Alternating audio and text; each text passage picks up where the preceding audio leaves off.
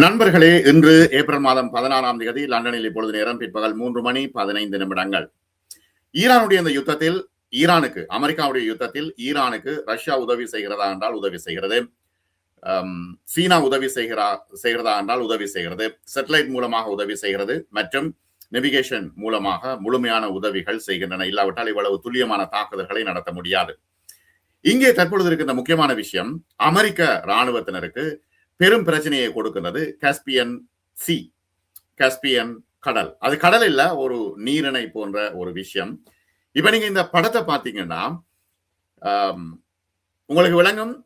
Kazakhstan, Russia, Azerbaijan, Turkmenistan, Iran, இந்த 5 நாடுகள் தான் இந்த காஸ்பியன் சீயை சுத்தி இருக்குது. இது மிகப்பெரிய ஆழமான ஒரு ஏரி என்றும் சொல்லலாம், கடல் என்றுதான் அவர்கள் சொல்கின்றார்கள். ஆகவே ரஷ்யாவுக்கும் ஈரானுக்கும் துறைமுக ரீதியான 2 போர்ட் இருக்குது. மிகப்பெரிய போர்ட் அதுக்குள்ள இருக்குது. இந்த போர்ட் வழியாக மிக ஆபத்தான ஆயுதங்களை, மிக முக்கியமான ஆயுதங்களை ரஷ்யா சீனாவுக்கு வழங்கி கொண்டிருக்கிறது.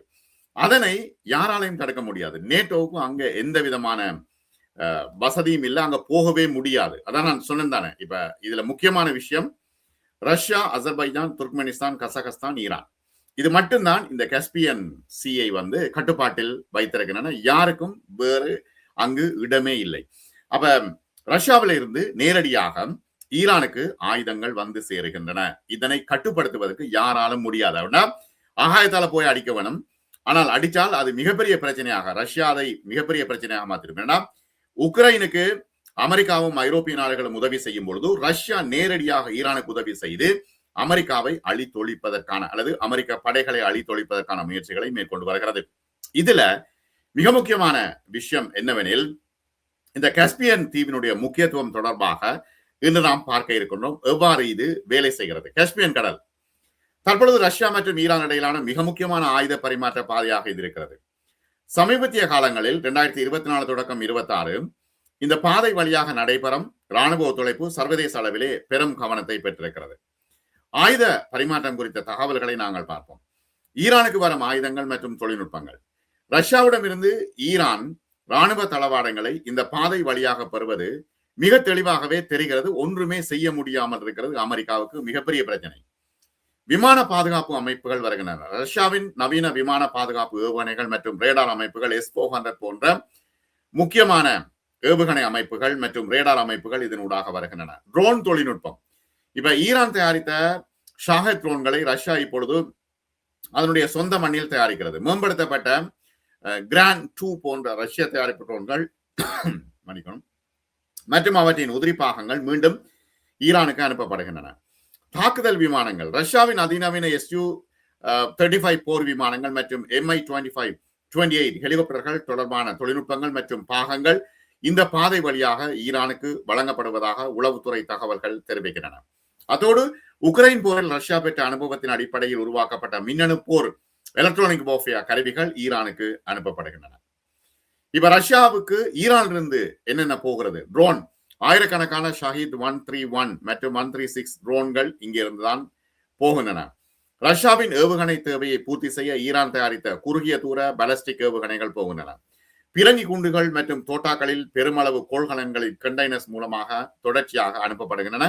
அங்கே இருந்தும் வருது, இங்கே இருந்தும் போய்கொண்டிருந்தது. இப்ப ஈரானுக்கு இவை தேவை. ஈரானிய துறைமுகங்கள் அன்சாலி, பந்தர் அன்சாலி மற்றும் அமீராபாத் துறைமுகங்கள் மிக முக்கியமான மையங்களாக இந்த கடலில், காஸ்பியன் கடலில் இருக்கின்றன. ரஷ்ய துறைமுகம் என்றால் அஸ்ட்ராகான் மற்றும் மசாக்கலா போன்ற முக்கிய போக்குவரத்து முனையங்கள் அங்க இருக்கின்றன.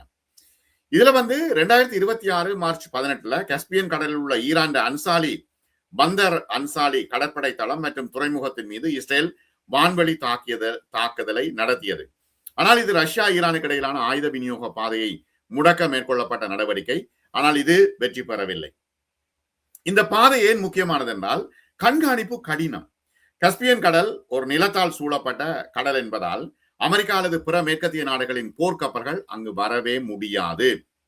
சர்வதேச பொருளாதார தடைகளில் இருந்து தப்பிக்க ரஷ்யா மற்றும் ஈரானுக்கு இது மிகவும் பாதுகாப்பான ஒரு ஷெடோ ரூட்டாக இருக்கிறது, நிழல் பாதையாக இருக்கிறது. தரைவழியை விட கடல்வழி போக்குவரத்து வேகமானது மற்றும் அதிக எடையுள்ள ஆயுதங்களை எளிதாக கொண்டு வர கூடியதாக இருக்கிறது. ஈரான் அமெரிக்கா இடையிலான தற்காலிக போர் நிறுத்த சூழலை பயன்படுத்தி ரஷ்யா மற்றும் ஈரான் தங்களது ஆயுத கப்பல் போக்குவரத்தை கஸ்பியன் கடலில் அதிகமாக தீவிரப்படுத்தி இருக்கின்றன என்று தற்பொழுது சேட்டலைட் இமேஜ்கள் மூலம் தெரிய வருகிறது. ஆனால் அமெரிக்காவால் ஒன்றும் செய்ய முடியவில்லை. ஏன்னா ட்ரம்ப் ஏற்கனவே சொன்னார், ரஷ்யா வந்து ஈரானுக்கு உதவி செய்கிறதா என்றால் ஆம், உதவி செய்கிறது. ஏன்னா சரிதானே, நாங்கள் உக்ரைனுக்கு உதவி செய்கிறோம், அவர்கள் ஈரானுக்கு உதவி செய்கின்றார்கள் என்று போகிற போக்கில் சொல்லிட்டு போய்விட்டார். அது சாதாரணமான ஒரு விஷயம் இல்ல, மிக முக்கியமான ஒரு விடயம். இப்ப உலக வரைபடத்தில் நிலத்தால் சூழப்பட்ட மிகப்பெரிய ஏரி தான் அது கஸ்பியன் கடல். தற்பொழுது மத்திய கிழக்கு மற்றும் ஐரோப்பாவின் போர் சூழலை தீர்மானிக்கும் முக்கிய இராணுவ பாதையாக உருவெடுத்திருக்கிறது. சர்வதேச பொருளாதார தடைகள் இருந்தாலும் ஈரானும் ரஷ்யாவும் தங்களுக்கு இடையிலான ஓயில் பரிமாற்றம், ஆயுத பரிமாற்றத்துக்கு இந்த பாதையை முக்கியமான பாதுகாப்பான புகலிடமாக அவர்கள் தற்பொழுது பாவித்து வருகின்றார்கள். உக்ரைன் போர் மற்றும் மத்திய கிழக்கில் நிலவுகின்ற இந்த பதட்டகரமான சூழலில் ரஷ்யா மற்றும் ஈரான் ஆகிய நாடுகள் ஒன்றை ஒன்று சார்ந்திருக்க வேண்டிய கட்டாயத்திற்கு தள்ளப்பட்டிருக்கின்றன. வேற வழி இல்ல, அவர்கள் நல்ல ஒற்றுமையாக இருக்கிறார்கள். மேற்கத்திய நாடுகளின் நேரடி கண்காணிப்பு இல்லாததால் கஸ்பியன் கடல் வழி போக்குவரத்து தங்கு தடையின்றி நடைபெறுகிறது என்பதுதான் இங்கே முக்கியமான விஷயம். இப்ப எல்லா விதமான கடல் பாதையின் ஊடாக எல்லா விதமான விஷயங்களும் அங்கு வருது. அமெரிக்கா அல்லது நேட்டோ படைகளின் கப்பல்கள் அங்கு நுழைய சட்டபூர்வமாக அனுமதி இல்லை. அங்க போக முடியாது, இந்த வழியாலையும் போக முடியாது. செயற்கைக்கோள் கண்காணிப்பை தவிர்த்து இப்ப நிழல் கப்பல்கள் மூலம் ரகசியமாக ஆயுதங்களை ஏற்றிச் செல்ல அவர்களால் முடிகிறது. இப்ப சர்வதேச வங்கி கட்டமைப்பு மற்றும் கடல்சார் சட்டங்களுக்கு அப்பாற்பட்டு இந்த போக்குவரத்து நடைபெறுகிறது. என்ன, சர்வதேச வங்கியில பெட்ரோல் டாலர்ல நீங்கள் ஒன்றும் செய்ய தேவையில்லை. நீங்க யுவான்லையும் மற்றும் ரஷ்ய ரூபிலையும் நீங்கள் வந்து ஈரானோடு அங்கு வங்கி கட்டமைப்பு நடைபெற்று வருகிறது. இப்ப ரூபிலையும் யுவான்லையும் அங்கு வங்கி கட்டமைப்பு நடைபெற்று வருகிறது. ஆகவே இந்த அதாலதான் வந்து ஈரான் தாக்குப்பிடிக்கக்கூடியதாக இருந்தது. அதனுடைய புவிசார் வடிவமைப்பு ஈரானுக்கு மிகப்பெரிய பலத்தை கொடுத்து கொண்டிருக்கிறது. எனவே அமெரிக்காவால் ஒன்றுமே செய்ய முடியாது என்பது மிக தெளிவாக இருக்கிறது. 2021 ஆண்டின் ஆரம்பத்துல இப்ப இந்த பாதை சர்வதேச அளவில் பெரும் விவாத பொருளானது.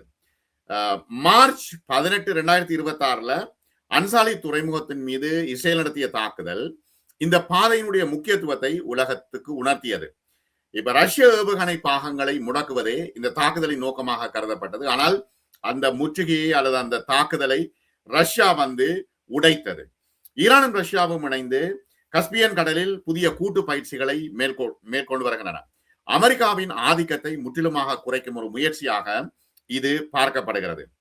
கஸ்பியன் கடல் வழியாக நடைபெறுகின்ற ஆயுத பரிமாற்றம் குறித்து பல்வேறு தலைப்புகளின் கீழ் விரிவான விஷயங்களை மத்திய கிழக்கு தற்பொழுது பேசி வருகிறது. ஆசியாவுக்கும் ஐரோப்பாவுக்கும் இடையிலே இந்த கஸ்பியன் கடல் அமைந்திருப்பதால் உலகின் மிகப்பெரிய நீர்நிலையாக இருக்கிறது. இப்ப 21ஆம் நூற்றாண்டின் மிகவும் ஆபத்தான இராணுவ பாதையாக தற்பொழுது இருக்கிறது. அமெரிக்காவுக்கு மிகப்பெரிய பிரச்சனையை இது கொடுக்கிறது. உக்ரைன் போர் மற்றும் மத்திய கிழக்கில் அதிகரித்து வருகின்ற பதற்றங்களுக்கு பிறகு ஈரான் மற்றும் ரஷ்யா இந்த பாதையை மிக கெட்டியாக பிடித்திருக்கிறது. இப்ப கஸ்பியன் கடல் 5 நாடுகளால் சூழப்பட்டிருக்கிறது என்று ஏற்கனவே சொன்னேன். திரும்ப ஞாபகப்படுத்தேன், Russia, Iran, Azerbaijan, Kazakhstan, Turkmenistan. 2018 கையெழுத்தான கஸ்பியன் கடல் சட்ட ஒப்பந்தத்தின்படி இந்த பகுதியில் நேட்டோவோ அமெரிக்க படைகளோ நுழைய முடியாது. இது ஒரு பாதுகாப்பான மண்டலமாக இருக்கிறது. இப்ப கரங்கடலோ அல்லது பாரசீக வளைகுடாவோ போல் அல்லாமல் இங்கு அமெரிக்க கடற்படையின் கண்காணிப்பே கிடையாது. பாக்குறேன்னா சேட்டலைட்டால பார்க்கலாம். ஆனால் அதனையும் அவர்கள் ஜாம் பண்ணக்கூடிய தொழில்நுட்பம் ரஷ்யாவிடம் இருக்கிறது, ஈரானிலும் இருக்கிறது. வரலாற்று ரீதியாக பல முக்கியமான பொருளாதார தடைகளை இவர்கள் அமெரிக்கா ஈரான் மீது ஏற்படுத்தியதன் பிறகு எதிரிக்கு எதிரி நண்பன் என்ற தத்துவத்தின் அடிப்படையில் ஈரானின் தொழில்நுட்பமும் ரஷ்யாவின் வான் பாதுகாப்பு தொழில்நுட்பமும் பரிமாறிக்கொள்ளப்படுகின்றன. இராணுவ கூட்டணியாக ஒரு மிலிட்டரி அலையன்ஸாகவே ரஷ்யாவும் ஈரானும் மாறி இருக்கிறது. எப்படி வந்து அமெரிக்கா வந்து உக்ரைனுக்கு ஆயுதங்களை கொடுத்து பில்லியன் கணக்கான பணத்தை கொடுத்து ரஷ்யாவை அடிக்க வைக்கிறார்களோ, அதே போல ஈரானுக்கு ரஷ்யா வந்து ஆயுதங்களையும் பணத்தையும் கொடுத்து ஓயில வாங்கிட்டு பணத்தையும் கொடுத்து அவர்கள் அமெரிக்காவுக்கு மிகப்பெரிய தலைவலியாக இருக்கிறார்கள். ஆயுதங்களை ஏற்றிச் செல்லும் கப்பல்கள் சர்வதேச தடைகளில் இருந்து தப்பிக்க பல உத்திகளை கையாளுகின்றன இந்த இந்த இந்த இந்த கடல் எல்லையில. இப்ப ஏஐஎஸ் முடக்கம், கப்பல்களின் இருப்பிடத்தை காட்டும் ஆட்டோமேட்டிக் ஐடென்டிபிகேஷன் சிஸ்டம் கருவிகளை அணைத்துவிட்டு பயணம் செய்வது, ஒரே கப்பலுக்கு பல பெயர்களை மாற்றுவது. இப்ப அஸ்ட்ராகான் ரஷ்யா மற்றும் அன்சாலி ஈரான் இடையே இந்த ரகசிய போக்குவரத்து மிகவும் துல்லியமாக திட்டமிடப்படுகிறது என்று ராணுவ ஆய்வாளர்கள் சொல்கின்றார்கள். உக்ரைன் போர் ரஷ்யாவின் ராணுவ தேவைகளை தற்பொழுது மாற்றி அமைத்திருக்கிறது. ரஷ்யாவிடம் உள்ள விலை உயர்ந்த ஏவுகணைகளை விட ஈரானின் மலிவான ட்ரோன்கள் அதிக பலன் தருவதாக ரஷ்யா உணர்கிறது. இதற்காக கஸ்பியன் கடல் வழியாக ட்ரோன் பாகங்களை கொண்டு வந்து ரஷ்யாவுக்கு உள்ளேயே யலாபுகா போன்ற இடங்களில் ஈரான் உதவியோடு தொழிற்சாலைகள் அமைக்கப்பட்டுள்ளன. அமெரிக்கா மற்றும் ஐரோப்பிய ஒன்றியம் இந்த பாதையை கண்காணிக்க பல முயற்சிகள் எடுத்தாலும் நேரடி அதிகாரம் இல்லாத காரணத்தினால் இப்ப ஈரான் மற்றும் ரஷ்ய கப்பல் நிறுவனங்கள் மீது அவர்கள் பொருளாதார தடையை விதித்தாலும் கூட இங்க போக்குவரத்து நடைபெறுகிறது. இஸ்ரேல் ஒருபடி மேலே சென்று ஈரானின் ராணுவ தளவாடங்கள் ரஷ்யாவுக்கு செல்வதை தடுக்க உளவுத்துறை நடவடிக்கைகளை முடுக்கிவிட்டாலும் கூட அது சாத்தியப்படாமல் இருக்கிறது. அடுத்தது இந்த பொருளாதார பாதை, ராணுவ பாதை முக்கியமானது. இந்தியா, ஈரான் மற்றும் ரஷ்யாவை இணைக்கும் ஒரு பொருளாதார பாதை, இதன் ஒரு பகுதியாகவே கஸ்பியன் கடல் இருக்கிறது. வர்த்தகம் என்ற போர்வையில் ராணுவ தளவாடங்கள் கொண்டு செல்லப்படுகின்றன. இந்த பொருளாதார திட்டத்தின் மீதான சர்வதேச நம்பிக்கை இருக்குதானே, அதை சிதைப்பதாக பொருளாதார வல்லுநர்கள் சொல்கிறார்கள். இது சர்வதேச நம்பிக்கை இல்ல, அமெரிக்காவினுடைய நம்பிக்கையை சிதைக்கின்றன. கஸ்பியன் கடல் வழியாக ஆயுத பரிமாற்றம் என்பது வெறும் 2 நாடுகளுக்கு இடையிலான வர்த்தகம் மட்டுமல்ல, உலக அதிகார போட்டியிலே ஒரு புதிய துருவத்தை உண்டாக்குகிறது. ரஷ்யாவின் போர் வலிமையும் ஈரானின் தற்காப்பு திறனும் இந்த பாதையால் வலுவடைகின்றன. இப்ப வருங்காலத்தில் இந்த பாதையை கட்டுப்படுத்த மேற்கத்திய நாடுகள் சைபர் தாக்குதல்களை அல்லது அசர்பைஜான் போன்ற அண்டை நாடுகளின் உதவியை நாடக்கூடும்.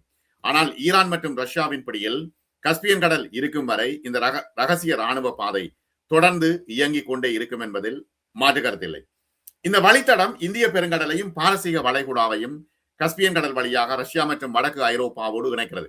வேண்டாம், ஈரான்ல இருந்து பொருட்கள் ஒயில் போய் ரஷ்யாவில இருந்து வெளியில போகக்கூடியதா இருக்கிறது. ரஷ்யாவில இருந்து ஆயுதங்கள் ஈரானுக்கு வெளியில போகக்கூடியதா இருக்கிறது. இப்ப சுயஸ் கால்வாய் வழியாக செல்லும் கடல் வழியை விட கிட்டத்தட்ட 16,000 கிலோமீட்டர். இந்த பாதை 40% குறைகிறது. அதாவது 7,200 கிலோமீட்டர் மட்டும்தான் இருக்கிறது. அப்ப இந்தியாவின் மும்பை துறைமுகத்திலிருந்து சரக்குகள் ஈரானின் ஷாபஹார் அல்லது பந்தர் அப்பாஸ் துறைமுகத்துக்கு வரும்.